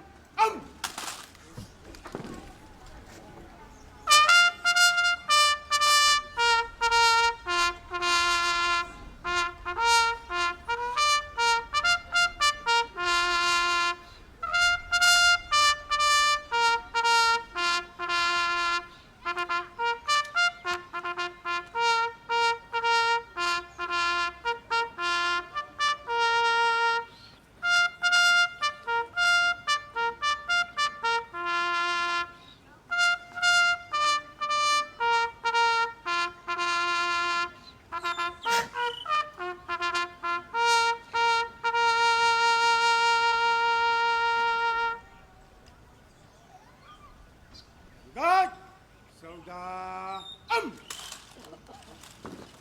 God, Ota, Right, will remove headgear. Remove rest.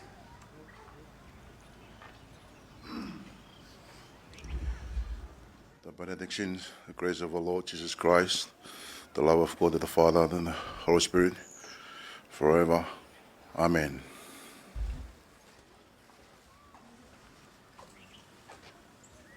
Right, will replace headgear. Replace rest.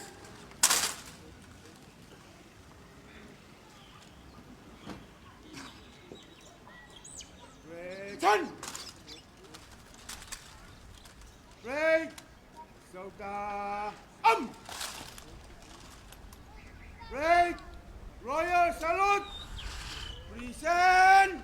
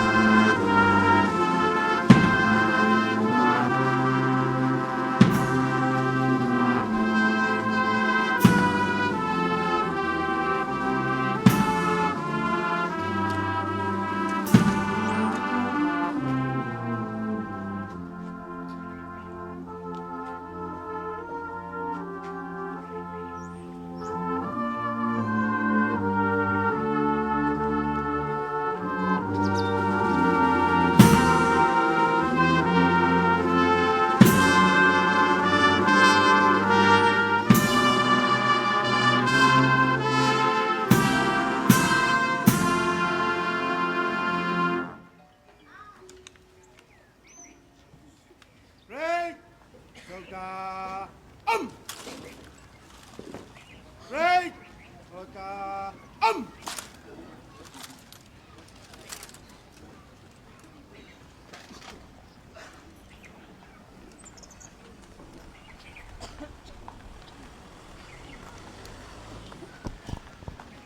Peko e kakato ia, tau Polokalama ko ia, mua tu ia me Apiako Polisi i Longolongo e kakato toa. Ano Katoanga ko ia, ai lava konga uloaki. Ka Polisi ko ia, toko tongo fulmanima, o fulmataha ko i ko fini. Tafa ko i whanau tangata, e orake ko ia. Ai, hibit! Paraosi, hibit! Malo. E whakatoa ko ia o e huko ni konga koni ko kakato. Tuki mo ai, pia whaki kai pia mo e powai wharangangi. Waitino ona ki e toke tāpere skoti, mi tupu wai o ua kolmotua. Ke ko e whoketua ni akina tol ko ia ai ka o whawhi wharangangi. Ko e whuku kei waitonga e Polokalama i e whoroko ia e. Watu me ni kata foki ki Weekline House. Ka wa patungi ko me he broadcast me ani. Webster Junior Lea. Alpate Junior Kisina. Fotare o tu fua. Me sa ke vamo ki oa. Ko sa Slovaka. Momea. Deu. Hip. Soange sikiniu a koe me aia pe.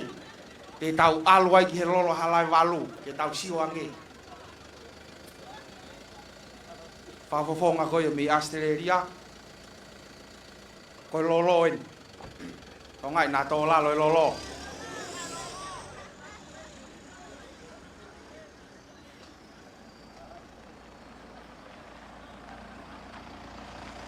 Te teo ki Australia. Hipipi! Aua! Te tau hawai ki haapai. O haapai fokia o kai ke nau loto nau tolu ke tō lalo haapai ngame. Ko nu sila. O haapai.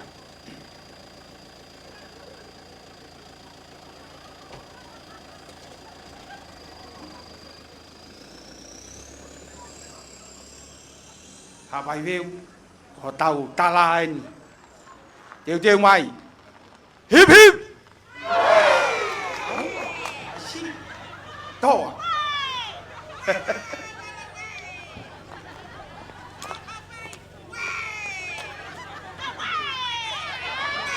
O ki foi whakaosi ko ni ka tau tolu pe ia. Katoa tau tolu. Teu teu. Hip hip. Mao.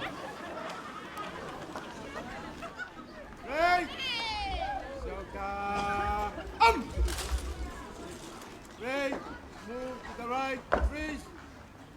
Right, ha!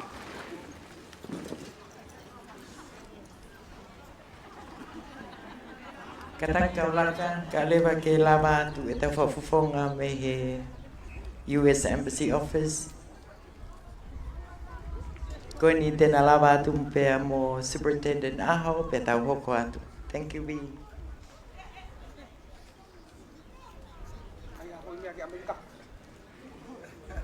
Haki mai tau tō katoa. Hip hip!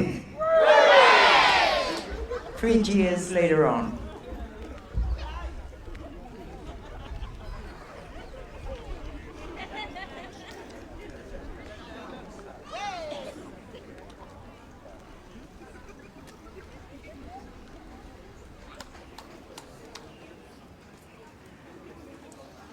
Whamalo at mga tau ki paspasi ka fokia ay kakain na tau may ki whakalangi.